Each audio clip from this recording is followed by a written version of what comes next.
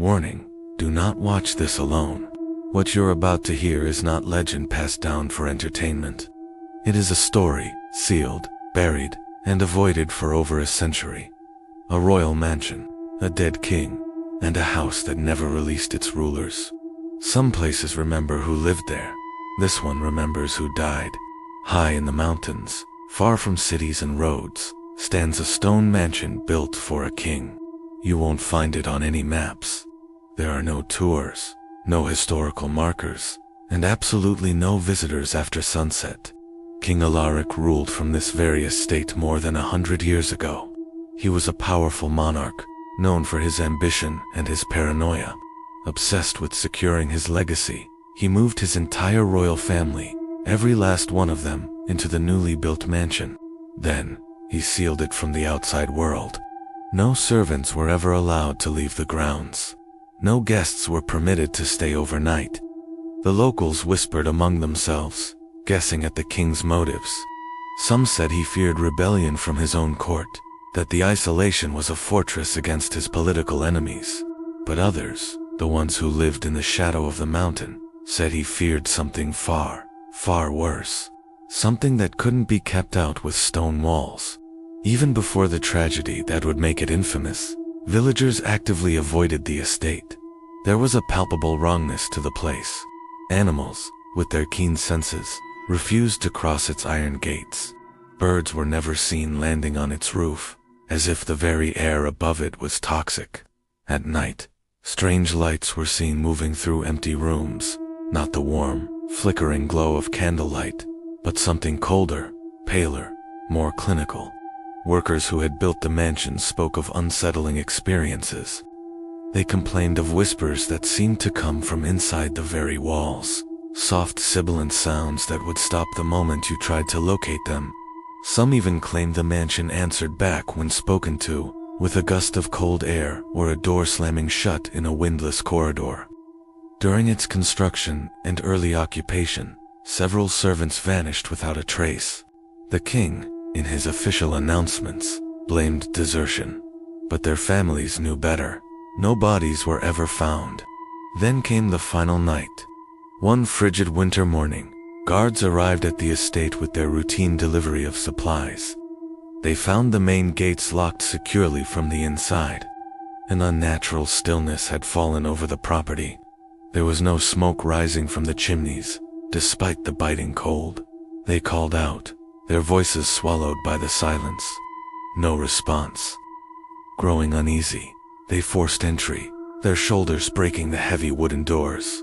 What they found inside was a scene of silent, inexplicable horror. The king was found dead in his bed. The queen lay beside him, untouched. The royal children were discovered in their own rooms, also deceased. There were no wounds, no traces of poison. No signs of a struggle anywhere in the entire mansion. Every single face was frozen in an identical mask of pure, abject terror. The attending doctors, baffled and unnerved, could only record the cause of death as unknown. The official report ended right there, a sanitized, incomplete account of a royal tragedy. But what wasn't published, what was deliberately struck from the record, tells the real story. Every single clock in the mansion, from the grandfather clock in the foyer to the smallest mantel clock in the servants' quarters, had stopped at the exact same time, 3:33 a.m. Mirrors throughout the estate were shattered, but not from an external impact.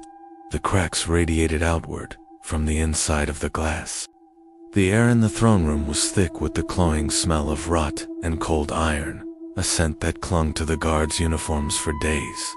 Years later, one of the guards who first entered the mansion confessed on his deathbed. He swore that, as they moved from room to room, examining the bodies, he heard footsteps directly above them, pacing back and forth in the supposedly empty attic.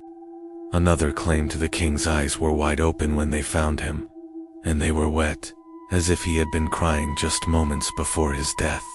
By nightfall, under direct orders from the remaining government, the estate was permanently sealed. No one was to enter, ever again. Within weeks, the stories began. Locals living in the valley below reported movement inside the abandoned mansion. Lights would flicker on by themselves in the dead of night, illuminating one window, then another, as if someone was walking through the house with a lantern. Figures were seen standing in the upper windows, dark silhouettes against the twilight, watching the valley below. Travelers who were foolish enough to camp nearby told even more disturbing tales. They claimed to hear the faint sound of children laughing on the wind, a joyful sound that would abruptly turn to desperate crying, before being cut short by an unnerving silence. One man, a hunter who lost his way, swore he saw a crowned shadow pacing the main balcony at dusk, a tall, regal figure wringing its hands. He was found wandering the woods the next day, incoherent, and he never spoke of what he saw again. The world eventually forgot King Alaric and his lost family. But the mansion didn't, and whatever it was that claimed them that winter night was just beginning. For decades, the mansion remained a silent monolith, a monument to a forgotten age. Time seemed to fear it, leaving its stone walls and iron gates untouched. But while the building itself did not decay, those who dared to step inside certainly did. It became a local legend, a challenge for the brave and the foolish. Explorers and ghost hunters would enter, armed with cameras and courage, only to flee in terror. They would tell stories of front doors slamming shut and locking behind them, trapping them inside. They spoke of hearing footsteps, a perfect echo of their own, as if a shadow was mimicking their every move just a few feet behind them. Some whispered that the very architecture of the house was alive. Corridors would stretch into impossible lengths. Rooms would rearrange themselves when you weren't looking, and doors you'd just walked through would simply disappear. A few even swore they felt the entire building shift, a slow, rhythmic expansion and contraction, as if the great stone beast was breathing. No one stayed long. The house didn't want them to. It was waiting for something, or someone else. The most chilling reports, however, were not about the house itself, but about who still resided within it. Across dozens of accounts from different decades, a single figure was described with terrifying consistency.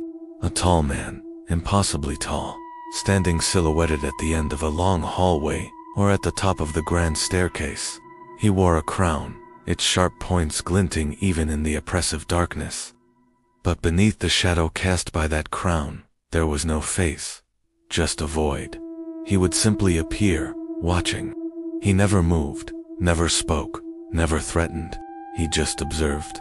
His presence was an absolute, a suffocating weight that crushed all hope and courage. Locals have their own theory. They believe the king, in his arrogance, refused to accept death. They say he performed some ancient, forbidden rite that bound his spirit to the very stones of his home, allowing him to rule his kingdom of dust and shadows for all eternity. He never abdicated his throne, not even to death itself. But a king, even in death, is not without his court. He is not alone in that cold, silent palace. Witnesses have reported seeing a woman, her form shimmering and indistinct, pacing the windows of the upper floors. She wears the tattered remnants of a royal gown, and her sobs echo through the empty rooms, a sound of eternal, inconsolable grief. She is often heard calling out names that have been lost to history, perhaps the names of her children. And speaking of children, their presence is the most unsettling of all. The pitter-patter of small unseen feet can be heard running down corridors that have been vacant for a century. Doors will slam shut with a bang, as if in a game of hide-and-seek. Giggles and whispers can be heard just on the edge of hearing, a playful sound that turns sinister in the suffocating silence. Some paranormal investigators believe the royal children don't even know they're dead, trapped in a timeless, ghostly game. But others suggest a far more disturbing possibility. They know exactly what they are, and they are desperately lonely. They want company. They want new playmates. Now, here's the part of the story you won't find in any official records or historical texts. This is the rumor whispered in hushed tones. The fiction, they say, is too dark to write down. The local story goes that the king, obsessed with his legacy and the purity of his bloodline, delved into arts man was never meant to know. In the dead of night, within the throne room, he performed rituals, blood rituals. He drew arcane symbols on the marble floor and made a pact with something ancient and nameless, a power from beyond the veil. He offered it a sacrifice in exchange for the eternal protection of his family, and something answered. It came to the mansion to claim its price. But when it took the royal family, one by one, it seems the deal was left unfinished. The entity got its payment, but the king's spirit remained, bound by his own desperate magic, a king with no one left to rule but the echoes of his own tragedy. This isn't just ancient history. The nightmare continues to this day. Modern trespassers, urban explorers armed with smartphones and skepticism, report the exact same terrifying phenomena. As soon as they step inside, their phones lose all signal. Batteries drain in an instant. Then, the whispers begin. Soft voices, seeming to come from all directions at once, whispering their names. They turn to leave, only to find the exit door has vanished, replaced by a solid stone wall. More than one person has claimed to have blacked out, only to wake up hours later, standing in the center of the vast, cold throne room.